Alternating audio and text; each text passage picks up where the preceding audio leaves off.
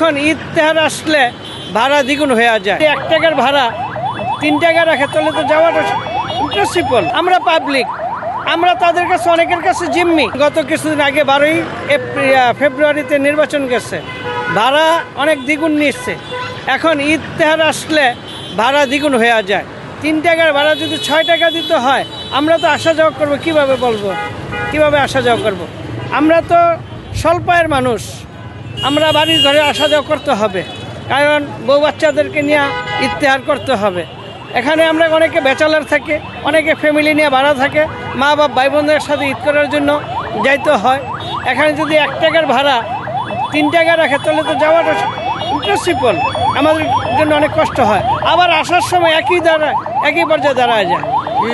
সেই জন্য আমি আপনাদের কাছে দৃষ্টি আকর্ষণ করব, আপনারা একটু মনিটরিং করবেন এবং যাতে ভাড়া বেশি না নিতে পারে সেই দিকে লক্ষ্য রাখবেন। কাউন্টারে আপনি একটা চার্জ দিবেন এবং কি এই চার্জের অতিরিক্ত যদি ভাড়া নেয় তাহলে আপনাদেরকে যাতে ফোনে পাইতে পারে সেই একটা ব্যবস্থা করবেন। কারণ আমরা পাবলিক, আমরা তাদের কাছে অনেকের কাছে জিম্মি।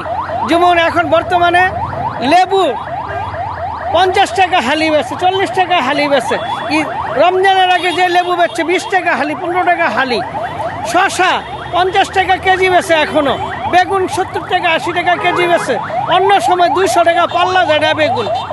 এখন তদ্রুপ বাস কাউন্টারে আসলেই ওই 1 টাকার ভাড়া 3 টাকা চায়া থাকে।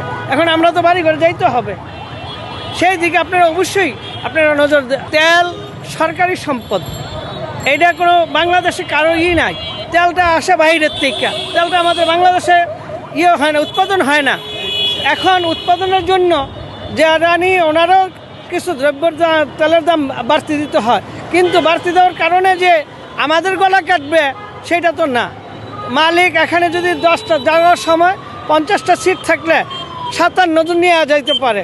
আসার সময় 20 জন আসে, একবারে যে খালি আসে তা না, কম বেশ তো আসে।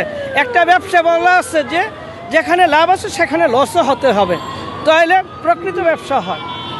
যদি ব্যবসাতে শুধু খালি লাভ আর লাভের চিন্তা করি, লসের চিন্তা না করি, সেটা হালাল ব্যবসা না।